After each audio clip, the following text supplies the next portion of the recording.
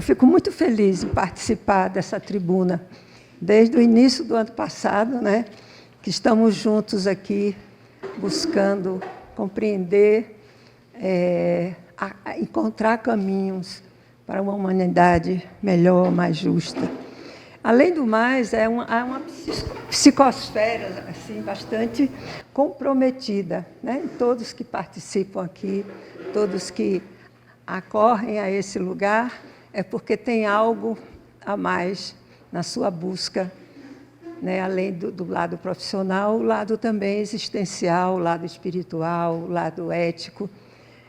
E eu agradeço aos idealizadores dessa tribuna, né? O professor Isaac Reutemann, obrigada, o professor Mário Brasil e o queridíssimo Ulisses Riedel, que a União Planetária e o CEAM estão juntos nessa proposta, né? E agradeço também a todos que vêm participando e contribuindo para a realização desse sonho. Eu acredito que seja um sonho.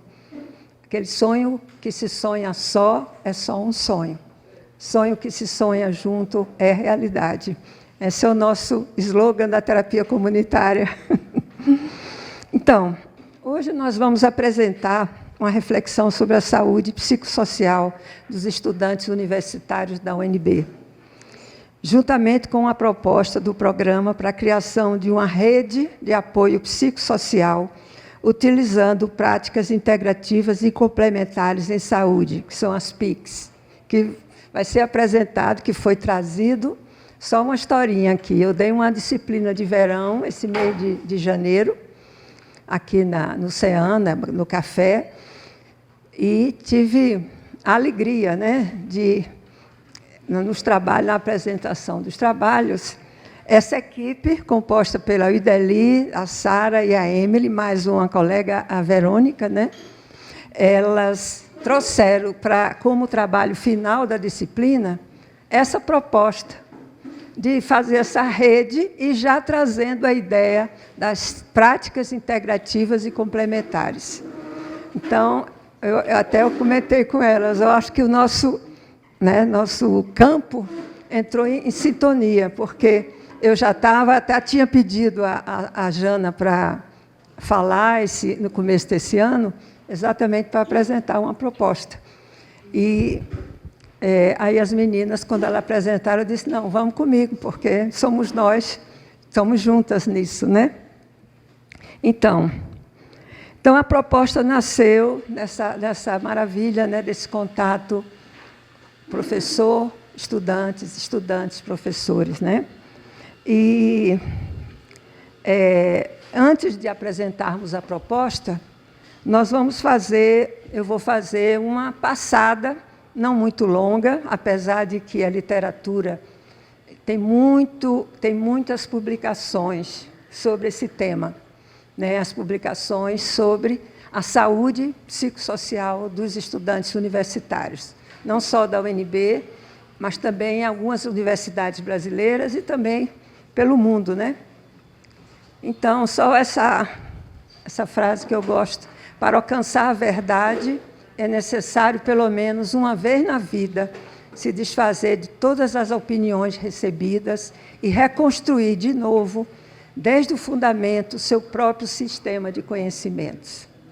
Então, a gente sabe que tem outra frase que diz: mais difícil que incorporar ideias novas é abrir mão das ideias velhas, que ficam lá impregnadas, né? Então, nós vamos falar primeiro sobre essa saúde psicossocial dos universitários em geral, as pesquisas que estão sendo publicadas. Vamos falar da saúde dos estudantes, especificamente da UNB, e depois vamos fazer uma proposta de um programa para a criação de uma rede de apoio psicossocial utilizando as práticas integrativas e complementares. Então, essa proposta, como eu já falei, foi nascida na nossa vivência como professora de café, CEAM, e tendo nesses últimos 3 anos ministrado algumas disciplinas e também, junto com o professor Mário, as disciplinas e também um curso de extensão sobre felicidade. Então, eu tive a oportunidade além de toda essa caminhada de escutar pessoas em sofrimento, né, como terapeuta e como psiquiatra, tive oportunidade de conviver com os estudantes da UNB mais de perto e de realizar na disciplina, todas as disciplinas que eu participei, eu realizei rodas de terapia comunitária no começo ou no meio, em algum momento da terapia, da disciplina. E aí foi revelado, a partir disso, não só a minha impressão desse sofrimento vivido por esses jovens, mas também foi revelado por eles próprios sofrimentos muito difíceis, dolorosos e necessários que possam ser escutados, né, para poder se tomar alguma atitude. Então, na literatura, nas publicações, o tema tem uma crescente relevância na saúde pública e na educação. Até alguns autores chamam que a saúde e o adoecimento dos universitários seria uma questão de saúde pública universitária, né? E esse fenômeno é resultante de uma complexa interação entre pressões acadêmicas, vulnerabilidade socioeconômica e a transição para a vida adulta. Todos nós passamos por isso, e a gente sabe que essa fase de transição, de assumir compromissos, de comprometimento, de dúvidas, sempre nos gera bastante insegurança, bastante dificuldades, né, em relação às nossas questões emocionais. Então, no geral, né, no Brasil, os estudos apontam a prevalência de transtornos mentais comuns, que eles chamam comuns, que não são psicose nem transtorno de humor, são depressões, ansiedade, burnout, estresse, de sintomas psicossomáticos que se revestem em doenças psicossomáticas também. Então, os fatores relevantes aqui no Brasil, tem uma cultura de meritocracia, a gente sabe que não é só no Brasil, né? Medo do desemprego, carga de estresse constante, vulnerabilidade socioeconômica, principalmente, segundo os autores, nessa democratização do acesso, que foi mais um passo na democratização do Brasil, na capacidade de acolher as pessoas, independente de sua condição socioeconômica, racial, qualquer coisa. Então, esses programas eles estão enriquecendo muito a universidade, mas também esses estudantes precisam ser acolhidos de uma forma mais próxima, mais carinhosa, porque eles trazem, né, uma insegurança alimentar, muitas vezes, longos deslocamentos de sair de lugares, né, do entorno de Brasília. A saída da casa dos pais, isso inclui muitos, né, dos estudantes, deslocamento para grandes cidades, e isso gera uma quebra de laços sociais. E a falta de cuidado das instituições universitárias. Esse autor, o Zanini, ele e os colaboradores realizaram uma pesquisa qualitativa para avaliar como os estudantes percebem e dão sentido ao seu mal-estar no ambiente universitário. Então, as pressões dentro do ambiente acadêmico, além da presença de transtornos mentais, do equilíbrio para poder administrar o equilíbrio da vida pessoal, de estudo e lazer, a pressão por desempenho, relações de poder, dificuldades socioeconômicas, a busca de soluções individuais e a falta de uma rede de apoio estruturadas e terapêuticas grupais, porque o grupo traria uma interação e uma descoberta de soluções coletivas que podia dar um grande passo nesse processo, né? Outra coisa que o Zanini fala é que, mesmo tendo alguns serviços dentro da universidade, como aqui na UNB, que eu vou mostrar para vocês, há uma divulgação muito precária. Então, principalmente os alunos, os estudantes que iniciam a vida universitária, no primeiro semestre, segundo, que é o maior índice de desistência, de abandono, de dificuldades, eles muitas vezes não conhecem esses órgãos, esses serviços que a universidade oferece. Então, segundo esse autor, a universidade tem sido, em muitos casos, um espaço gerador de adoecimento, e também esse sofrimento não está relacionado só às questões individuais, biológicas, mas como algo produzido pela dinâmica institucional, produtivismo e pela falta de acolhimento e assistência estudantil. Então, é algo assim, aqui, junto da gente, né? Então, esse é um livro do Alain Coulon, que é A Condição do Estudante. Não sei quem conhece esse livro, mas eu achei muito interessante. Ingressar na universidade não é apenas uma continuação dos estudos, mas a entrada de um novo universo sociocultural com regras, linguagens e ritos próprios. Sucesso ou fracasso do aluno não depende apenas do esforço intelectual, mas de sua capacidade de aprender as regras da nova instituição, né? Ele coloca que existem, nessa caminhada do estudante, existem 3 momentos importantes. O primeiro momento é de estranheza, que é exatamente os primeiros semestres, né? O segundo é de aprendizagem das novas regras. E o terceiro, finalmente, é a filiação, quando o estudante, como diz o autor, ele aprende o que se chama ofício de estudante na universidade. E ele conclui dizendo que a universidade não deve ser apenas para ensinar conteúdos. Aliás, todo o ensino, né? Desde o pequenininho, não devia ser só para ensinar conteúdos. Não deve ser apenas ensinar conteúdos, e sim ensinar a ser estudante e contar com uma rede de apoio institucional. Essa pesquisa levantou a prevalência de problemas de saúde mental, depressão, ansiedade, burnout, estresse, entre os estudantes de medicina do Brasil. Aí você vê que o negócio o buraco é mais embaixo, né?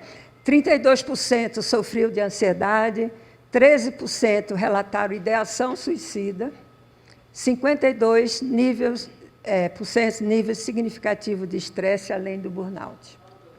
Então, é algo assim, bastante preocupante, né, para nós, professores e cidadãos, e pessoas que estão, né, acompanhando não só os estudantes, os jovens dentro da universidade, mas os jovens em geral, que estão encontrando esse mundo assim, dentro dessa falta de sentido, muitas vezes, né?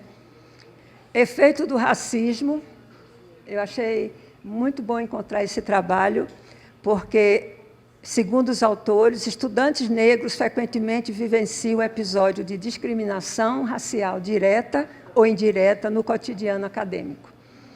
Comentários preconceituosos, microagressões, questionamentos sobre a capacidade intelectual, invisibilização, sensação de não pertencimento aos espaços universitários. Quem é professor aqui, né, sabe que isso existe mesmo, né? Uma pena.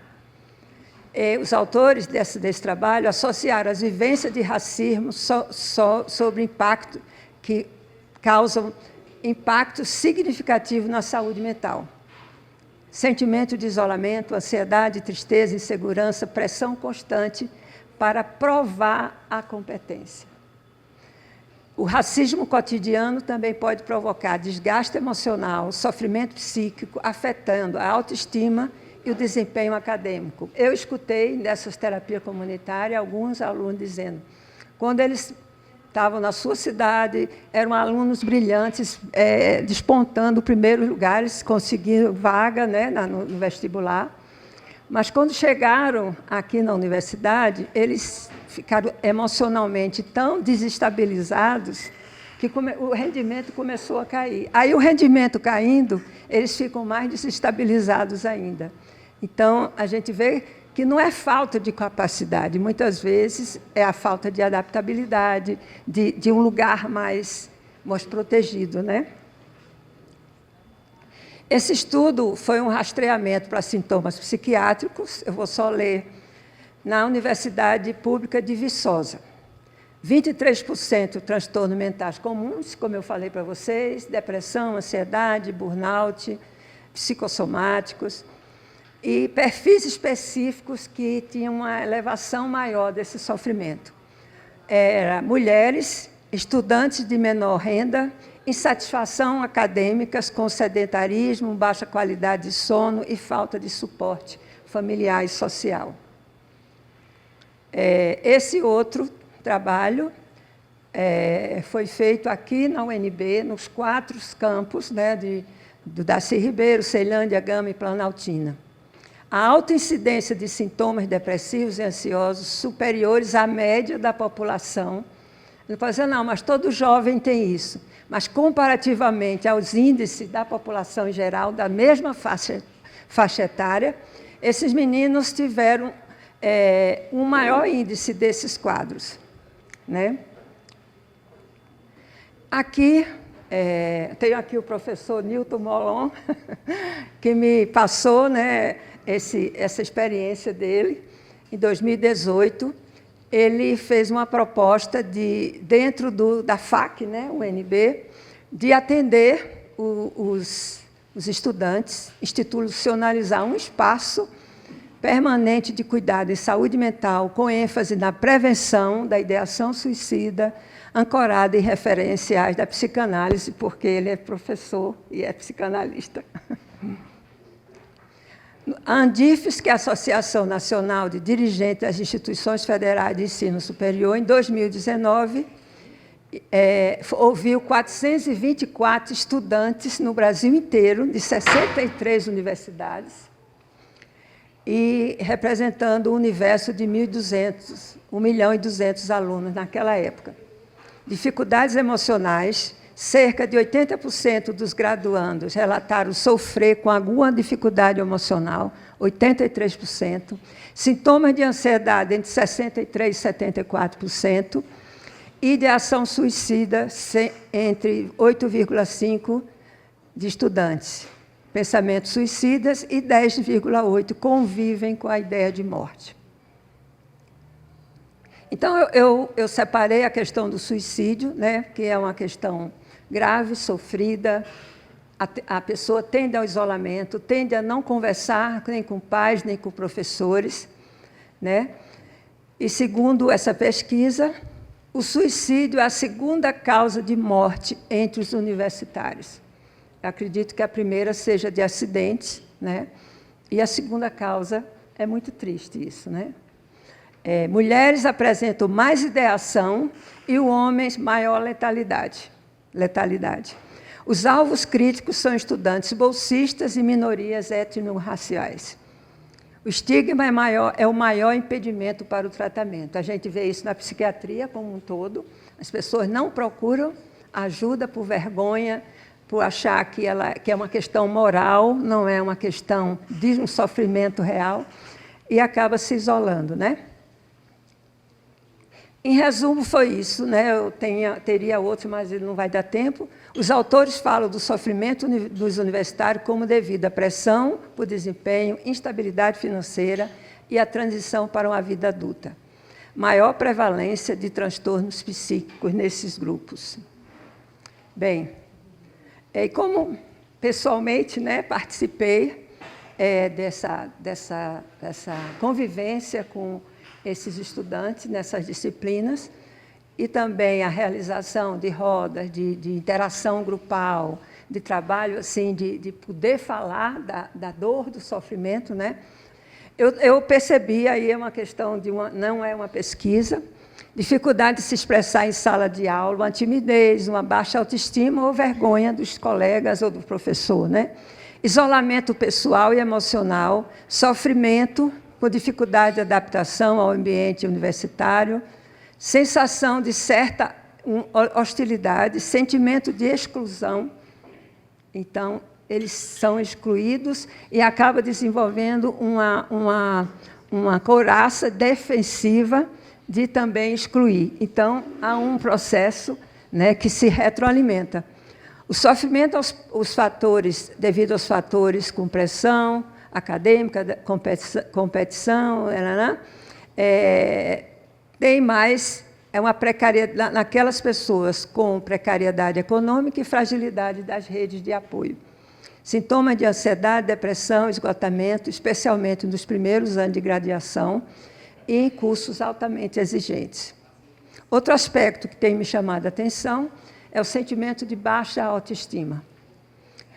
Geralmente, por ter que lidar com colegas de outros níveis sociais e por saber não ter o mesmo suporte familiar durante o curso e no início da vida profissional. Diferentemente do alto desempenho expressado até o 2º grau, aquilo que eu falei, esses estudantes se percebem com menor rendimento e aí piora mais ainda essa estabilização emocional e também o rendimento. Então, eu vou parar aqui e vamos passar para a Emily. Eu quero, enquanto isso, agradecer às minhas colegas que me escolheram para representar, que me deram essa coragem, esse apoio, essa confiança. A professora Henriqueta e os demais docentes que participaram, docentes que nos guiaram durante a matéria de verão do CAF. Deram essa oportunidade, eu fiquei muito honrada de poder trabalhar numa parte que me interessa, mesmo sendo fora do meu curso. Então, é uma vivência muito enriquecedora, Então, estou muito feliz de estar aqui agora, participando desse momento e de poder representar elas, falando de um assunto tão importante, tão presente na nossa rotina, como estudantes de graduação da UNB. E esse é a nossa adaptação do projeto, para apresentar aqui. Foi elaborado a título de trabalho final, como a professora já informou. E eu vou falar nossos integrantes, eu, Emily Alves, a Ideli Riso, Sara Lemos Araújo e a Verônica, que não está aqui no momento, mas ela também participou muito e fez com que esse trabalho fosse tão significativo, O título do nosso projeto é Saúde Psicossocial e Práticas Integrativas e Complementares, com o subtítulo de Fortalecendo o Convívio Comunitário e Propósito Existencial entre os Estudantes Universitários aqui da UNB. Temos como objetivo, na promoção de saúde mental e do bem-estar do corpo discente da Universidade de Brasília, por meio da oferta de práticas integrativas e complementares em saúde. São as PICs, E também oferecer espaços coletivos de cuidado e escuta por meio de oficinas de implementação das PICs. Como já foi informado, existem as políticas de assistência aqui na UNB, elas são muito necessárias. Eu sou beneficiária das políticas de assistência e de apoio psicológico, mas não é acessível para quem entra assim, de cara, é muito difícil, é muito burocrático, é bem extenso, Então, é desgastante. Essa é a realidade que a gente tem aqui no momento, infelizmente. E a gente não tem essa... É muito individual, uma questão por número de vagas, por nível de mais vulnerabilidade, Então, é priorizado... Tem que ter essa priorização por conta do número, Que não é assim, disponível para todos, infelizmente. Então, a gente queria oferecer esse espaço inicial, de encontro, de adaptação, de seguro, para quem entra na universidade. Eu falo assim, pelo que eu observei e também pela minha vivência de entrar numa realidade diferente, uma nova fase da vida, uma adaptação que precisa ser muito rápida e que às vezes não dá espaço, para a gente processar toda essa mudança que acontece na vida. E, por isso, eu acho importante, desde o começo eu venho com essa pequena ideia de, em algum momento, ter esse espaço que ofereça o acolhimento necessário na parte, principalmente, inicial, para que realmente diminua os números de abandono, de desistência, de afastamentos também, porque é uma realidade que acontece muito. Eu falo pelo meu curso, né? Meu curso é Ciências Contábeis, é um curso muito técnico, ele é muito extenso, ele é muito exigente. E também o perfil dos alunos do meu curso, pelo menos, é tentando já entrar junto no mercado do trabalho. Então, a maioria consegue estágio no primeiro, no segundo semestre, são cargas diferentes, né? Uma rotina muito pesada, muito puxada, e a maioria está tendo que administrar tudo isso ao mesmo tempo, e às vezes não tem tempo para se dar atenção, né? Para entender como está se sentindo, como está processando todas essas informações, né? Então, o objetivo da nossa proposta é esse, é oferecer esse espaço, esse tempo também, né? De cuidado, de autocuidado, de autopercepção. Então, estimular a construção de vínculos, o sentido de pertencimento e convivência comunitária no ambiente universitário. Essa questão que falou, né? Como uma parte comunitária, né? Um coletivo, dá uma maior identificação. Então, as PICs, no geral, né? Elas são coletivas, são feitas de forma totalmente assim, voluntária, totalmente aberta, acolhedora, né? Então, é por isso que a gente encontrou, né, assim, teve de encontro, né, essas duas propostas, os objetivos nossos, né, que se encontraram, nem foi assim combinado, né? A gente não sabia disso e acabou que foi uma surpresa para a professora e para a gente, né, o quanto a gente se encontrou nesse caminho. E, como último objetivo, contribuir para a reflexão sobre o sentido de vida, autocuidado e saúde mental no contexto acadêmico. E aqui eu vou dar uma pequena introdução das práticas integrativas e complementares, né? Não vou aprofundar muito, porque também não é, acho que, pertinente nesse caso, né? Mas eu começo falando uma parte que me marcou muito, né? Quando eu fazia a disciplina de psicologia, aqui, saúde não é só a ausência de sintomas, né? Não é só a ausência da doença. É qualidade de vida, é o que a doença causou, o que deixa de consequência, é todo o contexto social que a pessoa tem. Então, a gente começa com essa proposta de ver a saúde, né? Principalmente universitária, como um todo, né? Porque a gente entra aqui, todo mundo jovem, ou com essa jovialidade, né, de um novo momento na vida, de estar experimentando, de estar descobrindo, redescobrindo, e às vezes isso é banalizado, né? Chega assim, você já conseguiu, você já está aqui dentro, você tem que dar conta. A gente tem essa pressão muito forte, né? E com isso a gente encontrou as políticas, né? Nacional, ela é implementada no SUS desde 2006, as 29 práticas integrativas e complementares, e aborda o indivíduo de forma integral, então corpo, mente, espírito, como o contexto social, né? Então o coletivo como parte da saúde, né? E complementam a medicina convencional. Então, além da parte de prevenção, né, de manutenção do autocuidado, do bem-estar, é uma forma de aliviar os sintomas, né, de proporcionar também qualidade de vida. Aqui estão elencadas todas as PICs, né, reconhecidas atualmente no Brasil. Eu vou falar cada uma delas, mas sem explicar, porque são muito diferentes, são muito específicas, né? Então, temos apiterapia, aromaterapia, arte-terapia, ayurveda, biodança, bioenergética, constelação familiar, cromoterapia, dança circular, geoterapia, hipnoterapia, homeopatia, imposição de mãos, medicina antroposófica, medicina tradicional chinesa, meditação, musicoterapia, naturopatia, osteopatia, ozonioterapia, plantas medicinais e fitoterapia, quiropraxia, reflexoterapia, reiki, Shantala, terapia comunitária integrativa, terapia de florais, termalismo social, também chamado de crenoterapia, e o yoga.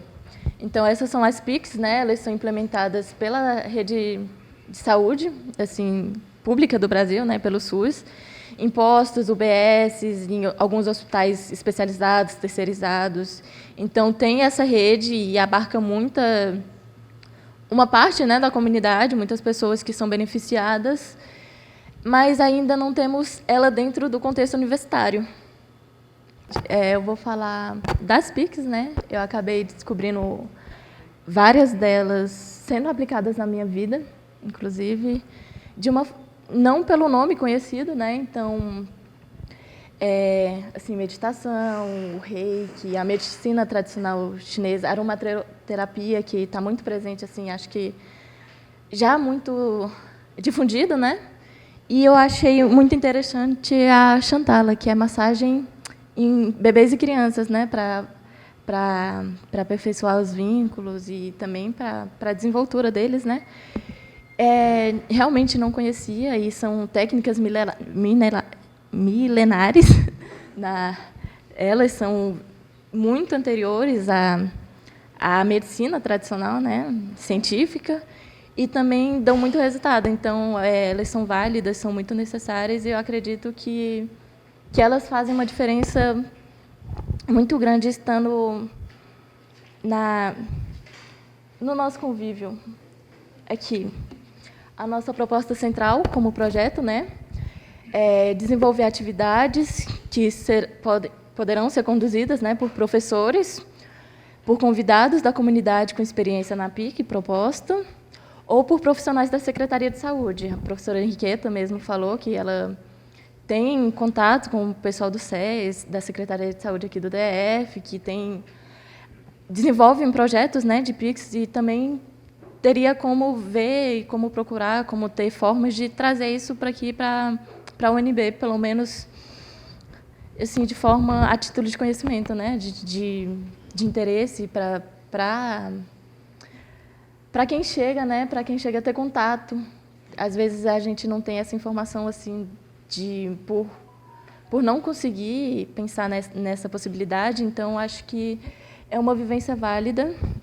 E os encontros que a gente propõe são com 4 momentos: o de acolhimento, que a gente apresenta, a PIC, a proposta, né, o que vai ter, o que tem de objetivo, qual o resultado que a gente espera, né, a vivência prática das oficinas, a partilha, a escuta respeitosa de experiências. Então, para quem estiver disposto, assim, a participar, a compartilhar, a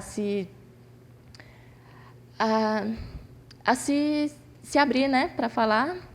E o encerramento com uma síntese e a prática de autocuidado, que é esse o objetivo que a gente tem durante o projeto. E aí, nossa estrutura com público de estudantes de graduação e pós, aqui da UNB, inicialmente. A duração de um semestre, com a proposta de encontros mensais, né? Então, uma vez por mês, numa data definida, em algum local fixo, né? Para ser de fácil acesso, para ser de fácil... de convite, né? De ser acolhedor, de ser um espaço sem burocracia, sem dificuldades, ser mais facilitador para eles, né? E com tempo de 1h30 a 2 horas, que seriam 2 horários, né, assim, da aula, né, dos alunos aqui, que é o que estão ambientados, e com os princípios éticos de participação voluntária, de escuta respeitosa e não julgadora, ser um espaço seguro, né, para ter esse acolhimento, para ter esse autocuidado, essa busca, né, pelo próprio entendimento, pelo convívio, pela criação de vínculos, né? Confidencialidade garantida, direito ao silêncio e à não exposição, porque a gente também entende que é muito difícil falar disso,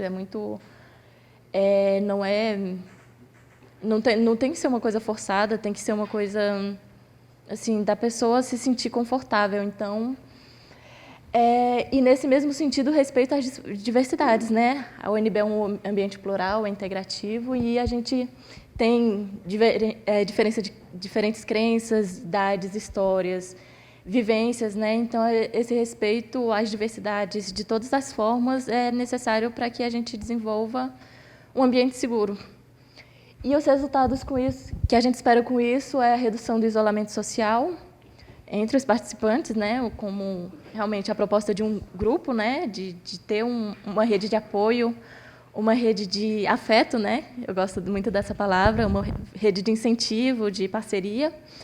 E o fortalecimento do sentimento de pertencimento na comunidade acadêmica, a promoção do autocuidado e da autorreflexão, como eu já falei, de ser um lugar, um espaço da pessoa poder se permitir ter esse momento, e espaço regular de cuidado em saúde mental aqui na universidade. Para finalizar, eu acho que não tem pessoa melhor para representar do que Nise da Silveira, que diz que é necessário se espantar, se indignar e se contagiar. Só assim é possível mudar a realidade. Então, com isso, a gente quer dar uma reflexão, né? A gente quer informar, a gente quer mostrar essa realidade que a nossa comunidade está passando, mas também de incentivar, de correr atrás, de, como sempre, ser um espaço de luta, de procura, de iniciativa, de transformação. É isso, gente. Obrigada pela atenção. Eu elaborei uma proposta, um projeto, né, maior. Está aqui algumas cópias. Quem tiver interessado e que vai usar isso na prática, tem algumas cópias aqui, tá? Mas a nossa proposta é um grupo de trabalho incluindo membros da Tribuna Livre pela Paz. Por que a gente trouxe essa proposta aqui? Né? Porque a ideia é que aqui tem um manancial de pessoas que trabalham em coisas muito interessantes, de cuidado, de acolhimento. E a gente está se encontrando, isso é bom, mas será que a gente não pode dar mais um passinho no sentido de criar um núcleo, né? Que essas pessoas, às vezes, que têm já uma bagagem, possam trabalhar como voluntários, através do CEAM, né? O CEAM tem essa possibilidade, né? E outros setores da UNB também, para poder integrar profissionais voluntários da área psicossocial e outras formações interessadas que têm a possibilidade de participar. Ampliar o quadro de professores do CEAM, viu, Mário? Cadê o Mário? Porque profissionais de nível superior, não precisa ter nem assim, mas pode entrar como professor voluntário do CEAM e, quem sabe, nesse núcleo, né, ele poder já participar desse projeto. Parceria com a União Planetária, viu, doutor Ulisses? Eu acho que a gente tem que ampliar, quem sabe outras ONGs, né, outras possibilidades, e implantar esse programa de saúde psicossocial do corpo discente da Universidade de Brasília. Aqui são os serviços, que eu não vou me deter nisso, que tem algum tipo de atendimento, mas as vagas são poucas, são pouco número de pessoas, de profissionais que atendem. Então, a ideia é definir um centro articulador do programa. Eu, pessoalmente, eu sugeriria que fosse o CEAM, porque ele integra todas as disciplinas, todas as intersecções das disciplinas, né?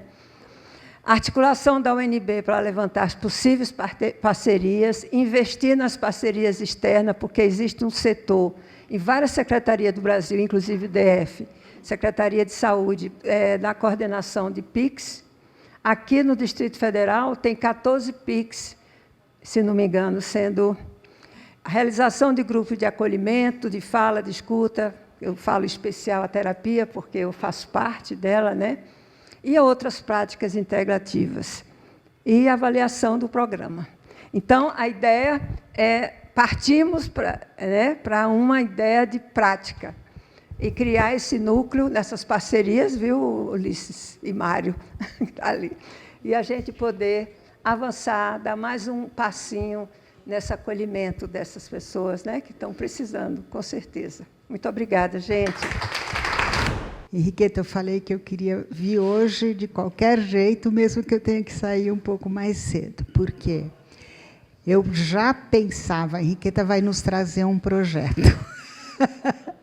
Já estava farejando. Então, eu estou muito emocionada de que a Henriqueta tenha trazido esse projeto, porque 3 questões, no diagnóstico que ela fez, nas pesquisas apresentadas, ela é uma realidade não só da universidade, mas é uma realidade geral do país. Tanto o adoecimento mental, as estatísticas, é cada vez mais grave, quanto o adoecimento geral e particular nas universidades, e das universidades, o adoecimento mais grave ainda nas escolas de medicina, que serão os médicos que cuidarão da população, eles mesmos, o nível de adoecimento é o mais alto. Então, eu quero comentar, eu passaria aqui bastante tempo conversando, mas, primeiro, eu acho que o projeto deveria ser mais ousado, no sentido que a urgência e premência da universidade, como locus de transformação, é muito grande. Então, não poderia se restringir a uma aula, uma simples aula. Ele deveria alçar um patamar maior, já que nós estamos no CEAM, tem a UP, tem instrumentos. Nós temos um instrumental de agregar algo maior, tem a Fiocruz. Alçar. O PIX é inovador, muito inovador, e ele se contrapõe ao sistema médico hospitalar cêntrico. Então, você trazer no escopo da universidade para que os estudantes se apropriem do PIX e demandem PIX é fundamental. Então, para isso, tem que ter uma amplitude maior. Terceiro ponto que eu acho é o sentido. No primeiro ano da universidade, trazer um escopo de atendimento para os alunos do primeiro ano. A Católica aqui de Brasília tinha isso, um programa muito especial durante 5 anos, mas não está mais funcionando. Mas eles traziam exatamente um trabalho com os alunos de primeiro ano para dar o sentido. Qual o sentido? E, com isso, minimizavam muito o risco de abandono, o risco de não sentido, o risco de exclusão, mas que pode ser incorporado na tua proposta. Então, a pergunta é, como? Pergunta. Como, dessa proposta maravilhosa, nós alçarmos um patamar maior? Eu pedi a palavra fundamentalmente para parabenizar. Olha, é espetacular. O mundo precisa disso. E, como a Sol ressaltou, as universidades têm responsabilidade com isso. Nós não somos apenas entidades para dar aulas, nós somos entidades para promover transformações. E, por isso, eu parabenizo. E conte 100% com a União Planetária, mesmo porque a União Planetária tem consciência que a saúde é primordial. Saúde física, saúde emocional, até a saúde de bolso. Todas as saúdes são muito importantes, e aí entra a justiça social, que a gente tem que trabalhar para ter um mundo com correção, com dignidade. E, sobretudo, esse aspecto de saúde, nós temos uma preocupação muito grande. Nós, União Planetária, que talvez seja até considerado estranho pelas pessoas que estão. Nós temos, por exemplo, uma atuação limitada dentro das nossas possibilidades, mas, por exemplo, contra o alcoolismo, né? Nós vivemos num mundo embriagado. Então, isso é trágico. Eu não conheço família um pouco maior, de 2 pessoas talvez não, mas uma família um pouco maior que não tenha um problema interno de família com o problema do alcoolismo. Nós vamos até mais longe, né? Nós defendemos o veganismo, né? E eu acredito que eu, aqui com meus 92 anos, eu estou muito bem por causa da minha alimentação saudável como um dos pontos. Mas não é o ponto principal, não. Eu acho que é pela valorização da vida, do bem-estar, da fraternidade universal, das virtudes. E, para concluir, eu digo, nós temos um mundo bastante enfermo, e eu acho que a sociedade toda está vendo um barco à deriva, com guerras, com violências, e o nosso trabalho é um trabalho de cuidar amplamente dos alunos, daqueles, como aqui é central, mas também cuidar um pouco de pensar na cura da humanidade que está enferma. Parabéns, parabéns, parabéns. É uma coisa tão importante, tão completa a programação de vocês. Eu falei, eu tenho testemunha. Recentemente, eu estou na minha academia. Uma estudante de medicina entrou em depressão, teve que trancar a matrícula e veio para dar aula, que ele já dava aula. Aí eu peguei ele um cantinho, assim, tem um sala vazia, eu falei, vem cá, vou te ensinar a meditação. E aquela que eu fiz aqui, a apresentação, ensina a prática, e o meu método, ensina uma vez, a pessoa faz para o resto da vida sozinha, né? Então, incrível, em poucos dias ele falou, puxa, acabou minha depressão, não estou mais tomando nem remédio para a depressão, tá ótimo. E começou a melhorar a sorte, estava precisando arrumar mais horas de aula, alguma coisa, antes de ele voltar para a faculdade, mas vieram tantas coisas boas. Aí eu lembrei, durante 14 anos, que eu dava aula de sistema de informação informática para os alunos da Católica. Todo semestre, toda a turma, eu dou uma aula não, meia hora, 40 minutos sobre meditação. Por quê? E eu ensino eles a praticarem. A maioria dos alunos, às vezes, já passando por da minha aula foram para outro semestre e tal. Às vezes, assim, como eles são noturnos, eles podem trabalhar de dia. Aí, vários no correto, professor, está funcionando, passei no concurso tal. Puxa, eu entrei numa empresa, Politec, aquela coisa assim. Professor, obrigada, está funcionando. Então, realmente, uma coisa que bom, meditação da programação de vocês. Aí eu falei, o que eu posso oferecer? Eu poderia, esses encontros semestrais, isso junto, uma turma grande, eu oferecer daquela presença voluntária para dar uma assim, que a pessoa aprende uma vez e vai juntinho, se lancha, melhora tudo. Tá bom. Obrigada. É incrível, né, Ulisses? Eu e o Ulisses nos reunimos anteontem para conversar sobre isso. A palavra, olha bem, pessoal, essa palavra é muito importante. Protagonismo.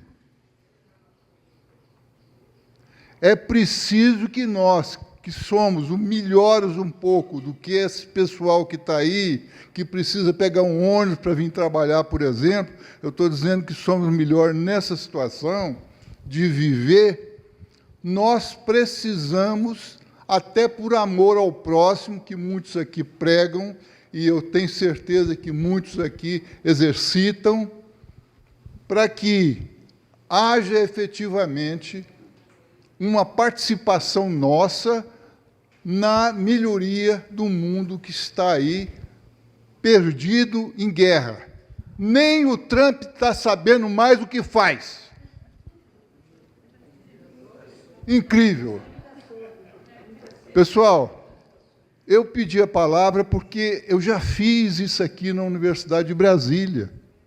Eu cheguei em Brasília em 59 e senti uma coisa muito estranha. As pessoas aqui não se conheciam. As pessoas tinham vindo de cada pessoa aqui, lá do seu estado, e não estavam bem lá, porque senão não teriam vindo para cá. Para construir Brasília, aquele chamado bonito do presidente JK, para vir construir Brasília. O presidente JK pensou que viriam, vamos dizer, 10 mil pessoas, vieram 30, 40 mil. Onde dá escola, moradia, saúde para tanta gente. Aí os tecnocratas que queriam fazer disso aqui uma grande repartição pública, O que fizeram? Colocaram a GEB para expulsar esse pessoal daqui. E muita gente foi expulso. Só aqueles que não tinham condição mesmo de voltar, ou que tinham um espírito melhor de participação, fizeram as famosas invasões de Brasília. A primeira delas resultou em Taguatinga, uma cidade que hoje é uma metrópole. E eu, em 1961, verificando esse estado de coisas, eu fundei o Diretório Estudantil de Taguatinga, onde nós reunimos os estudantes para mostrar a eles que aqui, como eu estava sentindo isso, era a nossa nova casa. E nós precisamos cuidar dela, principalmente a partir de nós. Aí eu fiz uma coisa que o único lugar que podia se encontrar, porque não tinha outros ambientes, era na escola. Tá. Então, aconteceu o seguinte, que aqui na Universidade de Brasília, eu vinha de Taguatinga, em 65 eu passei em primeiro lugar no curso de Direito. O Honestino passou em primeiro lugar no curso de Geologia. E nós tivemos uma amizade a partir daí. E então, aqui na Universidade de Brasília, nós vimos que o problema era o mesmo, desse jeito que se falou aqui, e que nós precisávamos nos integrar para começar a ver que a Universidade de Brasília, gente, pode ver nos livros aí, eu tenho um livro que eu escrevi sobre isso, Foi Só um Tiro, é o nome do livro.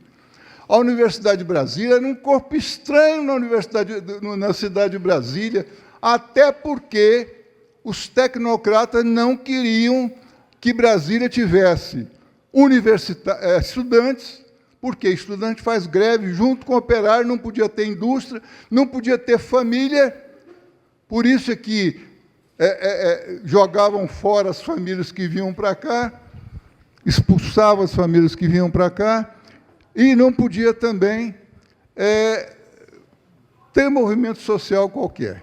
E na Universidade de Brasília nós criamos aqui, eu era diretor social da Federação dos Estudantes da Universidade de Brasília e comecei a promover bailes, atividades culturais, e aí houve uma integração muito grande a partir daí. Criamos, inclusive, no Minas Brasília, Tênis Clube, que é aqui pertinho, o departamento universitário. E aí houve efetiva integração dos estudantes da universidade de então. É isso que eu queria dizer, e a pergunta é o seguinte: como é que nós vamos fazer para, ao invés de ficar aqui ouvindo essas histórias bonitas, efetivamente partir para o protagonismo? Ou seja, a gente que tem um pouco mais de condição, a gente fazer alguma coisa por essa população enorme que tem aqui, inclusive os universitários, que precisam de viver melhor. Só isso.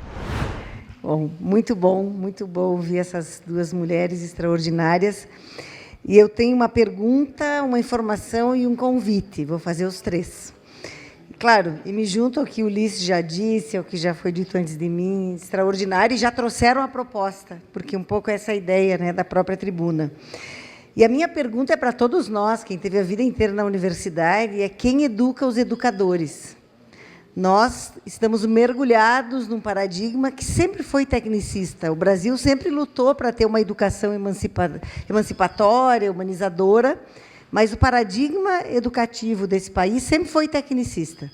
E, nesse momento, ele é neotecnicista e neoconservador, com a plataformização, que, inclusive, ignora a existência dos professores. Os professores passam a ser parte de um sistema, falo agora da educação básica, né? Mas também a militarização, todos os processos de privatização que estão em curso. E tem uma questão aqui central que vocês trazem. Os estudantes, e tu dizes aqui nos teus slides, Henriqueta, não é só conteúdo que a gente tem que ensinar. Eu acho, às vezes, Celina, que a universidade esquece que ela é uma escola. A universidade, a pessoa faz concurso, se torna professor da universidade, mas antes ela é a pesquisadora, ela é quem escreve artigos, ela faz conferências, quando a coisa mais importante da universidade são os estudantes. né? E o estudante é reduzido àquele sujeito que vai se apropriar de certos conhecimentos. Claro que o professor Newton já mostrou que já trabalha diferente disso, e óbvio que tem muitos exemplos. Mas eu acho que a gente tem um enorme desafio de trazer isso para a formação dos professores. Inclusive, recuperar nas universidades o lugar da formação continuada. Porque não é porque prestou o concurso que acabou a formação, né? Já tem o título, então é preciso que a dita educação integral, né, na qual eu venho trabalhando há décadas e que converge completamente com o ideário da União Planetária, e a gente tem trabalhado junto nessa direção, ela esteja também na educação superior. Eles não são só estudantes de agronomia ou de direito, eles são, em geral, jovens em processo de formação para encontrar um lugar nesse mundo adulto e para exercer de modo diferenciado as suas profissões. Então, nós temos que pensar na educação dos educadores. E aí vem uma informação, né, e um convite. A informação é o seguinte: desde que eu cheguei aqui, a convite do Ulisses, há um ano, nós estamos organizando uma rede de instituições do país inteiro que está trazendo os professores de diferentes áreas para as temáticas que a gente tem trabalhado aqui. Não é fácil, porque as pessoas têm que sair do lugar seguro da sua área de conhecimento, do seu nicho teórico, e pensar, claro, a reflexão política as pessoas já fazem. Além da reflexão política, a reflexão existencial. Então, nós não só queremos integrar e nos integrar como União Planetária, né, nesse trabalho, mas envolver essa rede. Eu e a professora Anair estamos organizando um encontro presencial dessa rede aqui em Brasília, que vai ser maio ou junho. E nós podemos guardar um tempo para a apresentação desse projeto. Porque é preciso, Ilon, fazer em Brasília, mas é preciso ir além de Brasília. Brasília é um lugar de muita iluminação, mas ela precisa ir para todo esse país e depois, enfim, para o mundo. E, por fim, o convite, aí é um segundo. Nesse semestre, a nossa disciplina Ciência da Paz, já é o 3º semestre que ela vai acontecer aqui na UNB, inicia amanhã, lá no Bloco de Aulas Norte, às 14h30. Nesse semestre, nós estamos abrindo para a comunidade. Então, quem quiser estar conosco vai poder se inscrever nessa disciplina. Inclusive, o Monge Sato é um dos nossos professores. O Ulisses abre, ele é o propositor da Ciência da Paz, né, como disciplina, e ele abre a aula amanhã, o conjunto de aulas. Então, nós estamos convidando vocês, enfim, para estarem conosco na disciplina Ciência da Paz. Meus 2 filhos se formaram na UNB. Uma é arquiteta, tem mais de 50 anos. Outro é economista, administrador, na verdade, tem mais de 40 anos. Eles não usam isto. Eu não sei se a educação que eles receberam foi na UNB, não é? Ou se eu sou o culpado. Este ano entrou o meu primeiro neto, com 18 anos, na UNB. Vendo esse diagnóstico da professora, eu vejo que está difícil. Está difícil. Esses que são formados pela UNB vão ser os nossos futuros líderes. Eles entram, passam dessa forma na UNB e se formam para se formarem líderes? Esse é o grande questionamento. O problema é sair daqui. Estamos muito bem aqui, 3º ano, não é? Ouvimos pessoas ótimas, não é? Eu mesmo consigo ouvir quando o Roger está funcionando, não é? Mas até propus ao doutor Ulisses para sair deste ambiente. Mas entendo que nós é que temos que sair. Eu acho que, não só pela idade do doutor Ulisses, mas por tudo que ele faz, talvez seja melhor a gente pensar em sair. Eu saio, voltando ao templo. Eu deixei o templo há 4 anos, mas estou pensando seriamente em retornar ao templo, para poder dar esse tipo de educação. Aí a proposta que eu tenho é o seguinte: o UNB é universidade pública. Por que não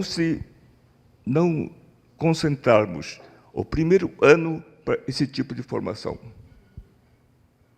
Por que não? Porque a professora Jaqueline disse que eu dou aula, eu dou uma aula de 1h30, nada mais. Por que não dedicar todo o ano de ingresso escola pública, UNB, sabe, para esta formação? É uma proposta que eu faço.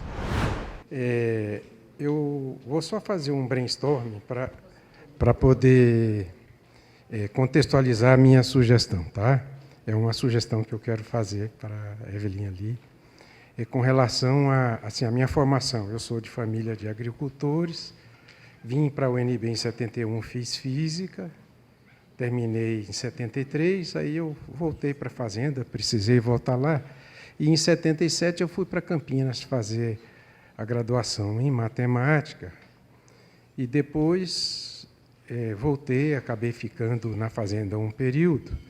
Depois disso, eu estive professor visitante aqui na UNB entre 86 e 88 e depois entre 92 e 94. Por que eu fiz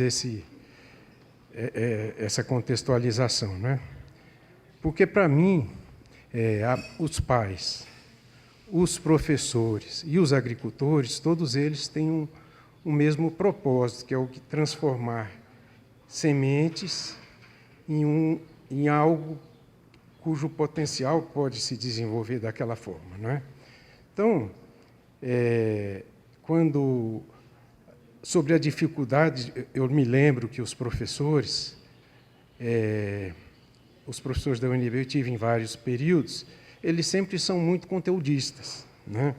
Mas eu, por exemplo, quando eu dava aula de álgebra linear, introdução à álgebra linear, quando eu ia falar sobre espaços vetoriais, por exemplo, aí eu defini espaços vetoriais e tinha uma coisinha lá que eu achava legal de comentar, que a interseção entre todos os espaços vetoriais é a origem. Então, que para mim, as religiões são espaços vetoriais, todas elas têm uma interseção que é a origem. E aí a gente teria que pensar nisso. Às vezes funcionava bem, um aluno chegava, massa, professor. Aí outros alunos, professor, besteira isso aí, né? Mas assim, não deixava de ser algo que eu estava tentando, né? O que eu percebi ao longo desse período na UNB, né, a diferença entre Unicamp e Brasília não foi muito grande, mas eu percebi que os centros acadêmicos, que a época em que eu estava na UNB como aluno, estava ali, a gente jogava xadrez, tirava dúvidas e tudo, e mais recentemente está muito para o tráfico de droga, né? Assim, o pessoal vai ali e faz...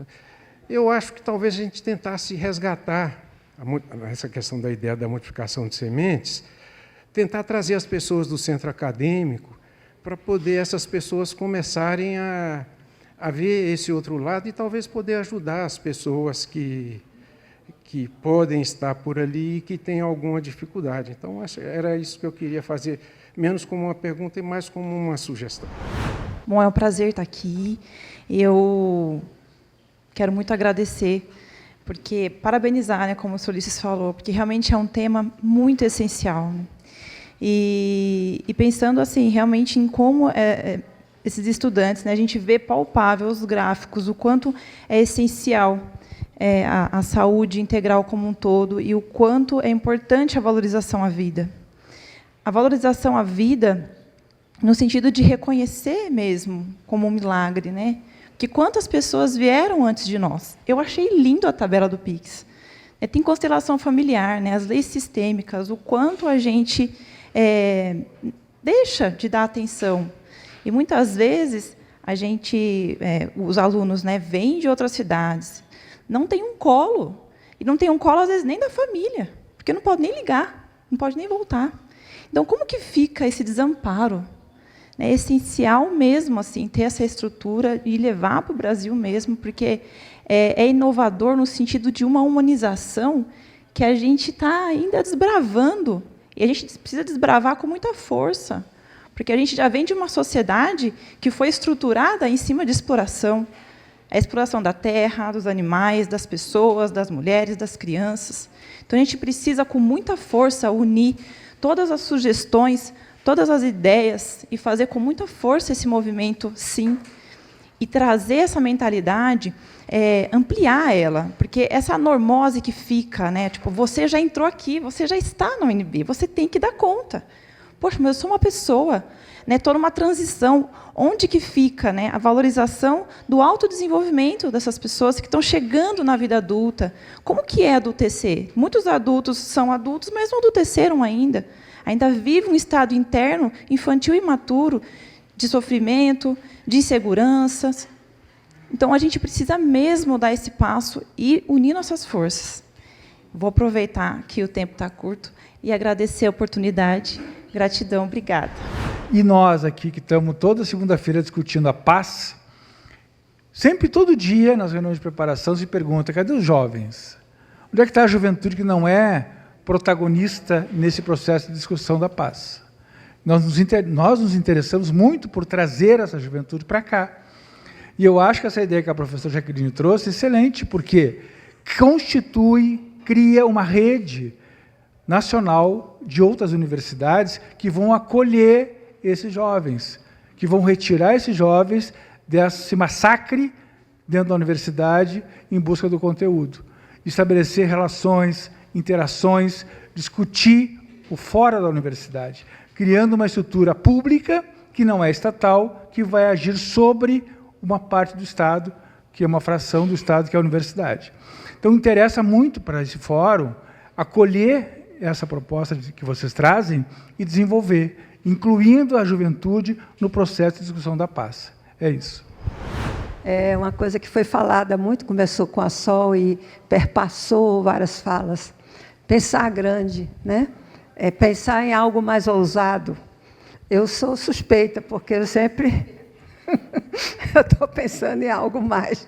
Mas eu também entendo que a gente tem que começar, como o Valvir falou, com a semente de um projeto, né, de um trabalho.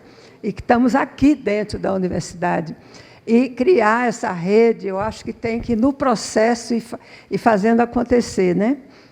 Quando você quiser falar, você fala. Tá. Se quiser, você pede. Então, e realmente a Sol falou, né, o primeiro ano, depois foi colocado pelo monge, né, que o primeiro semestre, ou pelo menos o primeiro ano, o semestre, podia ter mais dessas atividades, né, desse básico. E realmente eu quero dizer que pensar alto e agir localmente, né, esse é o slogan do meio ambiente, né? E eu acho que a gente vai nessa caminhada aí. Esse cuidar da humanidade, né, desse mundo enfermo, né, Ulisses? Eu sempre digo, há décadas, né, para os meus pacientes e quem está fazendo o curso comigo, se cada um fizer um pouquinho além da sua obrigação, já é um espaço a mais que todos nós vamos nos encontrar nesse espaço de intersecção, que está além da nossa obrigação como profissional, como trabalhador, como pessoas que estão agindo dentro da sociedade, né? E acho que é importante que, nesse projeto, se tenha um núcleo, vamos dizer assim, que possa elaborar essas propostas, possa articular, porque temos 6 serviços dentro da UNB, né, que já faz algum trabalho, além de temos a União Planetária, que, né, nessa caminhada, temos os profissionais, não só os que estão na Secretaria de Saúde, como trabalhando nas PICs, mas também eu conheço muitos profissionais dessas áreas complementares e integrativas que, com certeza, daria alguma contribuição. O fato que foi colocado no projeto uma vez, né, por semana e 4 ou 5 vezes por mês, isso é uma proposta inicial, mas quando penso que a gente tem que ter um espaço com vários profissionais circulando, mas tem que ter uma conexão de uma institucionalização aqui dentro, né? Até porque eu pensei no CEAM, mas nem falei isso com o Mário. Estou me adiantando, mas pode ser outras sugestões também. Eu escuto muito no consultório e nos lugares que eu ando, nos grupos que eu faço. Olha, Henriqueta, eu queria ajudar, mas não sei por onde começar. Eu não sei, vou chegar numa favela, numa comunidade, e dizer, gente, eu estou querendo ajudar. Não, a gente tem que ter um ponto de chegada, né? Tem que ter alguma, ou a ONG, ou uma instituição, ou um grupo, que possa nos, vamos dizer, se apresentar e nos oficializar como a terapia comunitária, que a gente quando a gente fez esse levantamento de 10 anos, a gente tinha feito mais de 40 mil rodas de terapia comunitária, sem ter financiamento externo nenhum, só pelo processo dos alunos. Tem aqui 2 terapeutas, a Iris e a Perluci, sabe disso.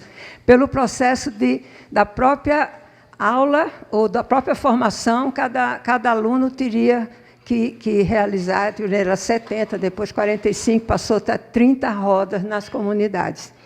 Então, isso já movimentou bastante. Só em Brasília, gente. No Brasil, é um negócio assim excepcional. Nesses 40 mil grupos que foram realizados nesses 10 anos, primeiros 10 anos, tinha quase 300 e tantos mil pessoas participantes dessas rodas. Sem financiamento, mas por esforço tanto dos formadores como dos alunos em formação, né? Então, essa coisa de dizer, eu não sei por onde, vamos oferecer esse lugar, né? Para as pessoas se agregar. Essa questão do protagonismo é fundamental, né, Willo? Também acho que a gente tem que ser protagonista na nossa vida e na vida do planeta, né? A pergunta da Jaqueline, quem educa os educadores? A gente até discutiu isso em reunião. Não, se a gente disser, não, vamos fazer um projeto, não foi? Para desenvolver os professores, corpo docente. Não, mas será que eles vão aceitar? Vamos começar pelo discente. A gente começa, eu costumo dizer, comendo pelas beiradas, né? Pelo mineiro. Não sou mineira, mas eu acho que nessas questões você vai, quando vê, a coisa já aconteceu, né? A formação de líderes. Esses meninos das universidades, desde da escola como um todo, são os futuros e os atuais líderes daqui a 5 anos, daqui a 10 anos no máximo, estão aí abrindo espaço, abrindo opções, e se não tiverem essa formação do ser humano, né, quando alguém estou da agronomia, o exemplo, né, ele vai reproduzir o mesmo modelo. E como é que deixa de reproduzir o modelo? Se tiver algo diferente nessa caminhada. A Rafaela, né, colocou, achei muito legal, a questão de ter esse espaço e de ter essa possibilidade, né, de construir grupos. E eu fico imaginando assim na minha cabeça que daqui assim, a X tempo vai ter muitos núcleos aqui nessa UNB acontecendo, um fazendo terapia comunitária, outro fazendo reiki, e em vários lugares, porque isso vai ser uma necessidade, está sendo, e todo mundo vai querer participar. Inclusive, o CEAM, vocês, só para dar essa informação, não é só para professores, é para também os estudantes. Né? E quando eu vi as meninas apresentando esse projeto, eu disse, gente, estou unindo 2 coisas. Elas apresentarem o projeto e também dar esse exemplo que os estudantes também são produtores de ideias e de projetos e de avanço nos processos. Né? A valorização, a questão da normose, como foi colocada, realmente a pior opção é a normose. que é a estagnação existencial. Né? Ah, não, está muito ruim, tal. Não, isso aí é difícil. E fica por isso mesmo. Hã? Sempre foi assim, não vai mudar. Esses dias, eu conversando com a babá do meu neto, ela disse, olha, eu estou pensando em votar nulo. Eu disse, eita, eu vou ter que parar aqui e explicar para ela por que não votar nulo. Ah, mas eu não voto em... Ela disse, né, eu não voto em Bolsonaro, mas também não vejo ninguém que eu queira votar. Eu disse, olha, se você vota nulo, como também sua filha, suas duas filhas que votam, você está dando 3 votos para aquela pior opção que você não quer. Né? Enfim, então, essa prontidão, né, que a gente tem que ter para poder estar trazendo, né, o ser humano para uma outra visão de mundo. E a participação dos jovens e a união de forças. Tem uma tribo no Araguaia, que eu tinha uma amiga, que ela já faleceu, a Zélia, que o esposo dela era antropólogo, e ela é psiquiatra, ela ia muito lá. E esses indígenas diziam assim, se unir é começar a vencer. Então, é uma frase sintética. E aqui com a gente, nesse grupo, eu estou sonhando a possibilidade de a gente estar junto nessa caminhada de protagonismo e fazendo protagonismo também.